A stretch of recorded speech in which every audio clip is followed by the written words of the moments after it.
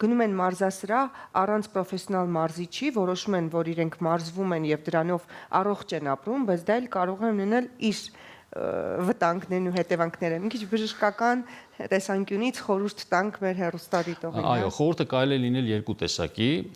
երբ որ ունեն խնդիր, այդ դեպքում խորհուրդը միանշանակ չզբաղվել ինքնաբուժությամբ եւ դիմել մասնագետի։ Եթե չկա խնդիր, միայն շարժվել, այսինքն զբաղվել լողով, եթե նստակյաց աշխատանքը, ինչպես ասացի, կես ժամ մեկ վեր կենալ ինչ-որ թե ֆիզկուլտուրա անել, այսինքն օրը պլանավորել այնպես, որպեսզի վերջում հաշվարկ անելուց մենք հետ չգնանք եւ նայենք, ասենք, օրվա մեծ մասը անցել է նստակյաց։ Եվ չկա հատուկ վարժություններ, գիտեք, ես դա բոլորին եմ ասում, եթե մենք վարժությունները տանք, բոլորը սկսելու են անել, բայց կան շատ հակացություններ։ Մեկ ունի սիրտ-անոթային համակարգի խնդիր, մեկ ունի գոտկային հատվածի խնդիր, մենք տալու ենք պարանոցի համար, բայց այնտեղ վնասվի։ Վարժությունները ցանկալի է ընտրվի անհատական։ Խիստ ինդիվիդուալ է եւ ի վերջո կարեւոր է ամեն դեպքում բժշկի միանշանակ, այո, հսկողությունը։ Եկեք խորհուրդ տանք, որպեսզի սիրելի հեռուստադիտողների նախ եւ առաջ մտածեք ձեր առողջության մասին,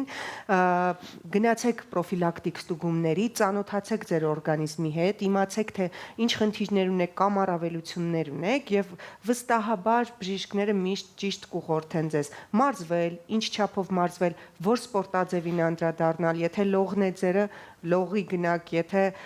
տրինաժորն է, տրինաժորի եւ այլն։ Ուզում եմ շնորհակալություն հայտնել իմ հյուրն է կինեզիոթերապևտ ռեաբիլիտոլոգ Արամ Նալբանդյանը, անչափ շնորհակալ եմ իմ հարցերին սպառիչ պատասխաններ տալու համար եւ առավոտյան ինչու ոչ մեր հեռուստադիտողին ասելու թե ինչպես պահեն իրենց տանը։ Շնորհակալություն։